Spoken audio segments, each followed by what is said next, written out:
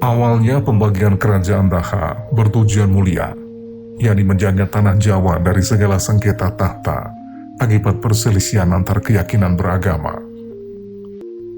Maharaja Airlangga yang beragama Wisnu dikenal sebagai penguasa besar yang berhubungan baik dengan para penganut berbagai agama seperti Siwa, Brahma, Buddha, juga Kapitayan.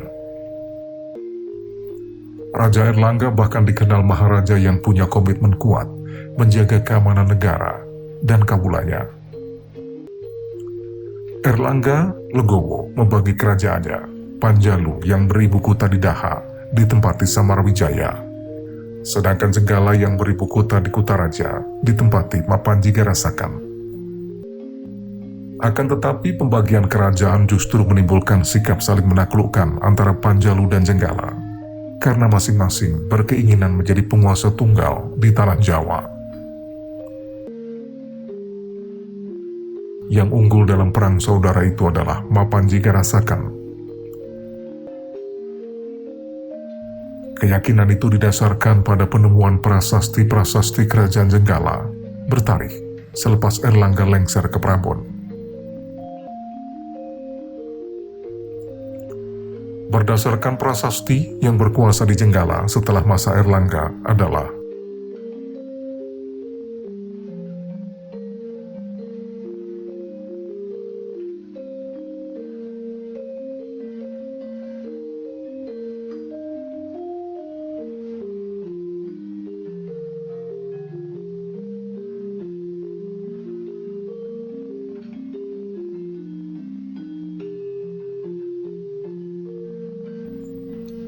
Mapanji Alanjong Ahyes adalah adik kandung Mapanjigarasakan.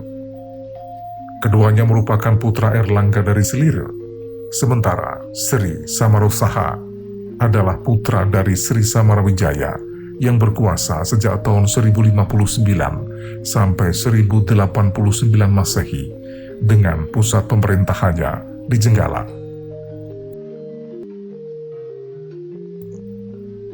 Nama kerajaan Jenggala termuat dalam naskah-naskah sastra yang berkembang pada zaman kerajaan-kerajaan Islam di Jawa, misalnya Baba Tanah Jawi dan Serat Pranitirantia. Dalam naskah-naskah itu, raja pertama Jenggala adalah Lembu Amiluhur, putra Resi Gentayu alias Airlangga. Lembu Amiluhur bergelar Jaya Negara. Ia digantikan putranya Panji Asmarabangun yang bergelar Prabu Suryawisesa. Panji Asmarabangun itulah yang sangat terkenal dalam kisah-kisah Panji. Istrinya bernama Galuh Chandra Kirana dari Kediri. Raja yang berkuasa di Panjalu setelah Sri Samarawijaya yang bertahta pada tahun 1042 Masehi baru muncul kembali pada tahun 1104 Masehi, yaitu Sri Jayawarsa Digdaya Sastra Prabu, putra Alanjong Ahyes. Ia menggantikan kedudukan Sri Samarosaha yang berkuasa di Panjalu Daha sejak tahun 1089 sampai sekitar 1117 Masehi. Setelah wafat, digantikan Sri Bameswara, Salakabuana, Tutikarana, Sarwani, Wariwirya, Parakrama, Digdaya Utunggadewa. Catatan itu berdasarkan prasasti Pikatan yang dikeluarkan atas namanya bertanggal 11 Januari 1117 Masehi. Sri Bameswara merupakan putra dari Sri Samarosaha atau cucu Sri Samarawijaya. Sri Bameswara juga mengeluarkan prasasti Tangkilan bertanggal 14 Mei 1130 Masehi. Sri Bameswara diganti putranya yaitu Sri Maharaja Sang Mapanji Jayabaya berdasarkan prasasti Ngantang yang bertarikh 1135 Masehi. Sri Jayabaya masih memerintah sampai tahun 1159 Masehi, sebagaimana namanya termuat dalam Kakawin Baratayuda, karya Mpu Sedah dan Mpu Panulu. Perang saudara antara Panjalu dan Jenggala yang pecah setelah pembelahan kerajaan Airlangga berlangsung berlarut-larut. Pada masa Sri Jayabaya dengan semboyan Panjalu Jayati, alias Panjalu menang. Panjalu unggul atas Jenggala yang terjadi pada tahun 1135 Masehi berdasarkan prasasti Hantang yang dikeluarkan Jayabaya. Dalam prasasti Hantang, Sri Jayabaya disebut sebagai titisan Dewa Wisnu atau Madhusudana-Watara. Semua Raja Panjalu menganut agama Wisnu seperti Airlangga. Sedangkan Raja-Raja Jenggala lebih dikenal sebagai penganut agama Siwa. Karena itu Raja-Raja Jenggala dikenal sebagai Sanggirinata atau Girindra.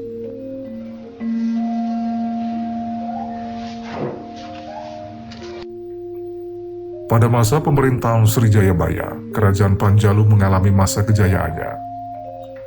Wilayahnya meliputi seluruh Jawa dan beberapa pulau di Nusantara, bahkan sampai mengalahkan kekuasaan Sriwijaya di Sumatera. Hal itu diperkuat dengan kronik Cina yang berjudul Lingbai Taita karya Cuko Fei pada tahun 1178 yang mencatat pada masa itu negeri paling kaya selain Cina secara berurutan adalah Arab, Jawa, dan Sumatera. Saat itu yang berkuasa di Arab adalah Bani Abbasiyah. Di Jawa ada Kerajaan Panjalu, sedangkan di Sumatera dikuasai Kerajaan Sriwijaya. Setelah Jayabaya wafat akibat pemberontakan rakyat Sirikan Sri Sarwaswara pada tahun 1159 Masehi, tanah Jawa yang sebelumnya sempat bersatu kembali bergolak, dan Panjalu serta Jenggala kembali berseteru. Peristiwa perebutan tahta di Panjalu yang dilakukan rakyat Sirikan Sri Sarwaswara menyebabkan keturunan Jenggala bangkit, berupaya melepaskan diri dari kekuasaan Panjalu. Jenggala kemudian memusatkan kekuatannya di timur Gunung Kawi, di Kutaraja yang kelak menjadi ibu kota Tumapel. Sri Jayabaya lahir sekitar tahun 1100 dan wafat sekitar tahun 1159 Masehi. Mempunyai dua putra, yakni Sri Ajaswara dan Sri Sarwaswara. Ketika Jayabaya masih bertahta, Sri Arjaswara menjabat sebagai Mahamenteri Ihinu atau sebagai putra mahkota, sementara Sri Sarwaswara menjabat sebagai Mahamenteri Isirikan. Keduanya termasuk kelompok Mahamenteri Katrini. Dalam kelompok itu, yang berposisi tertinggi atau tepat di bawah raja adalah Rake Ihino. Akan tetapi, setelah Sri Jayabaya wafat, Rake Sirikan Sri Sarwaswara naik takhta secara tidak sah, karena seharusnya yang naik takhta adalah Rake Hino Sri Aryaswara.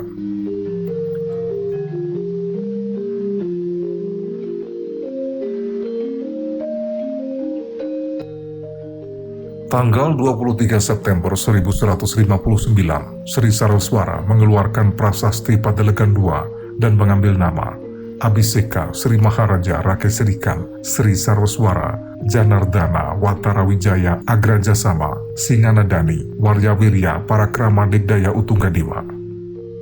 Ia juga mengeluarkan prasasti Kahyunan bertanggal 23 Februari 1161. Pada tanggal 23 Maret 1171 berdasarkan prasasti Angin, yang menjadi Raja Panjalu adalah Sri Maharaja Rakehino Sri Arjaswara Madhusudana Watara Arijayamuka.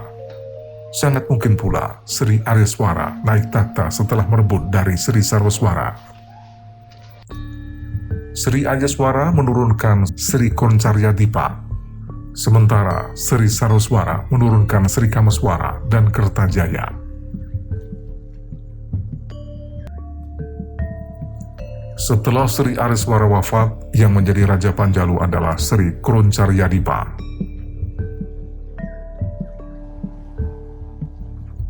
Pada tanggal 19 November 1181, Sri Koncaryadipa mengeluarkan prasasti Jaring dan mengambil gelar Abhiseka Sri Maharaja Sri Koncaryadipa Buwana Palaka Parakrama Anindita Digdeya Utunggadewa Sri Gandra. Ia hanya bertakhta sekitar 4 tahun karena pada tanggal 11 September 1185, berdasarkan prasasti Ceker, ia digantikan putra sulung Sri Sarwaswara, yaitu Sri Maharaja Sri Kameswara Tiwikramawatara Aniwariwirya Parakrama Digdaya Utunggadewa.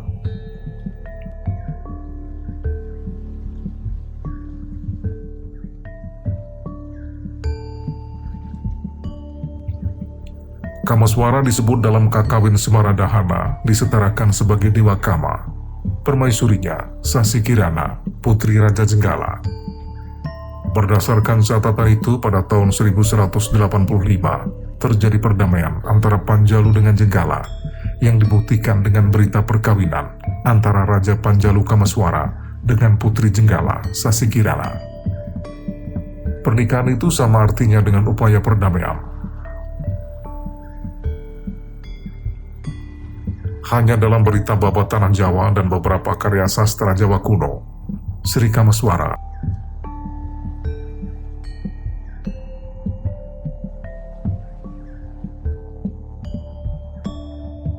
disebut Raja Jenggala dan dikenal pula sebagai Panji Asmara Bangun.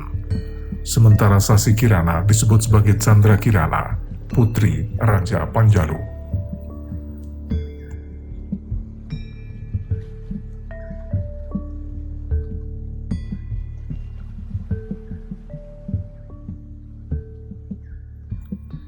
Meski banyak yang mengatakan Panji Asmara Bangun dan Galuh Chandra Kirana adalah fiktif, namun kedua tokoh itu benar-benar ada, karena catatan yang lebih dipercaya adalah yang termuat pada prasasti Ceker maupun kitab Semaradahana.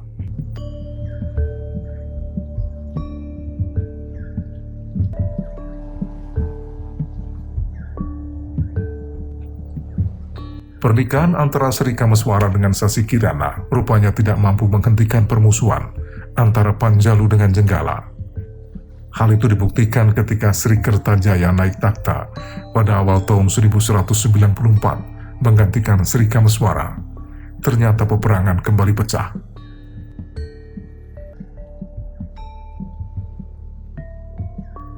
Sri Kertajaya adalah adik Sri Kameswara.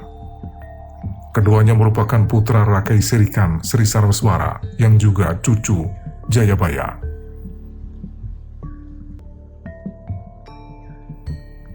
Ketika Kameswara wafat, seharusnya yang menduduki tahta di Daha adalah putra mahkota atau putra Kameswara dari Sasi Kirana. Artinya darah Jenggala berhak menduduki tahta Daha. Tapi Kertajaya mengambil alih posisi itu dengan naik takhta menggantikan kakaknya. Peristiwa itulah yang menyebabkan pihak Jenggala di Kutaraja sangat kecewa, kemudian mengebur Daha karena menganggap Kertajaya telah membuka kembali pintu permusuhan antara Panjalu dengan Jenggala yang sebenarnya telah ditutup dengan perkawinan Sri Kameswara dengan Sasi Kirana.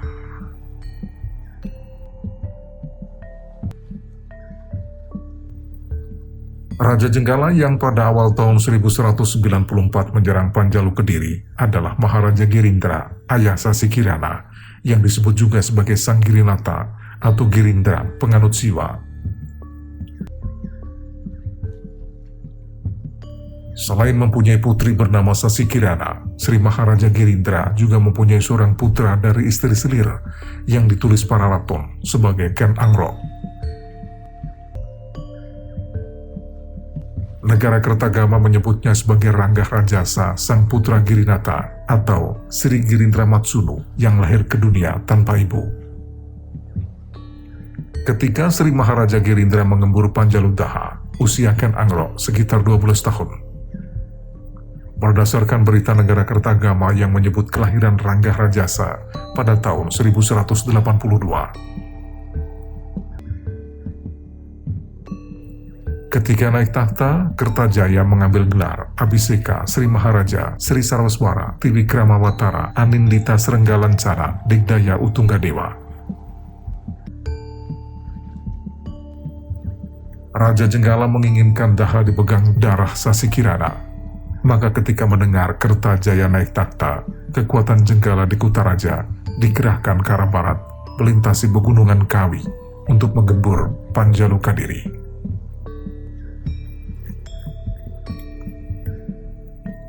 Kekuatan Panjalu Kadiri terdesak dan Raja Kertajasa mengungsi ke barat Sungai Brantas bersama sisa pasukan yang dipimpin Senopati Tunggul Ametung menuju ke Tandan Sakapat di Kalangberat, Tulungagung sekarang.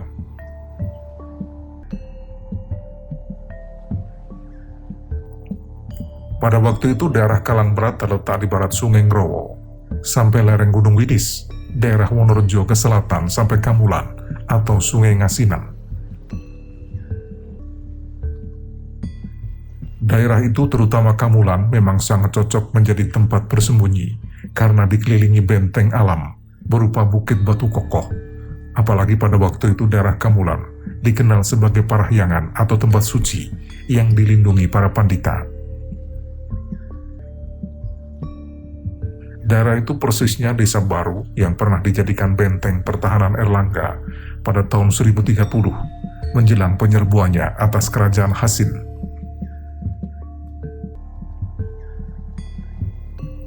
Pecahnya peperangan itu tersirat dalam prasasti Kamulan yang bertarikh 31 Agustus 1194 Masehi atau bulan Palguna ke-7 tahun Saka 1116 yang disebutkan bahwa Raja Kertajaya tersingkir dari istananya akibat serbuan musuh dari arah timur. Penyerbuan itu terjadi sekitar 5 bulan sebelum keluarnya prasasti Kamulan. Kedatangan musuh dari arah timur semakin menguatkan dugaan bahwa pusat ibu kota Jenggala memang berada di timur Gunung Kawi, tepatnya di Kutaraja, bukan di Kahuripan atau di utara Gunung Penanggungan. Tergusurnya Kertajaya dari Keraton Daha menuju Kalangberat atau Kamulan, lalu membangun kekuatan di tempat lain, menyiapkan serangan balik.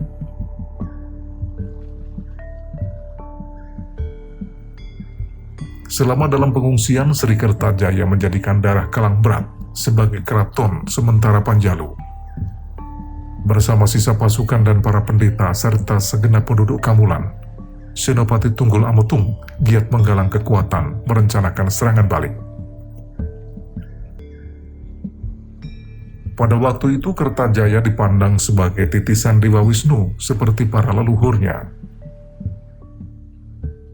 Gelar Tiwikramawatara yang dimilikinya berarti titisan Wisnu, sebagaimana gelar Madu Sujanawatara yang dimiliki Sri Jayabaya dan Sri Ariswara, atau Janardanawatara yang dimiliki Sri Saraswara.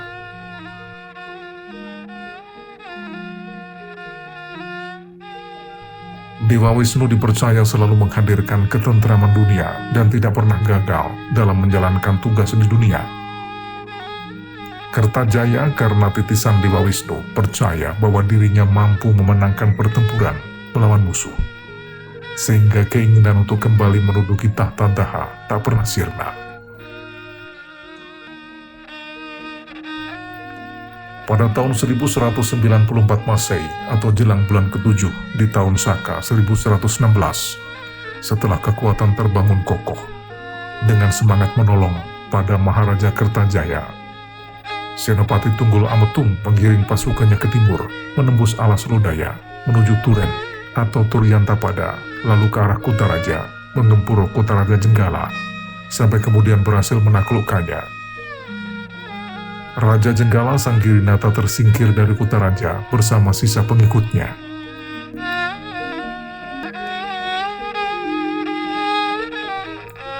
Kertajaya akhirnya kembali ke Keraton Kediri meneruskan kepemimpinannya sebagai Maharaja Panjalu.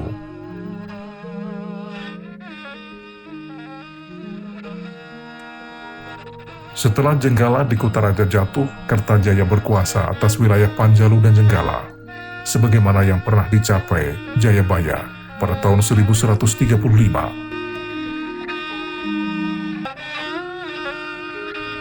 Pada saat itulah Panjalu dan Jenggala bersatu dengan pusat pemerintahan di Kediri.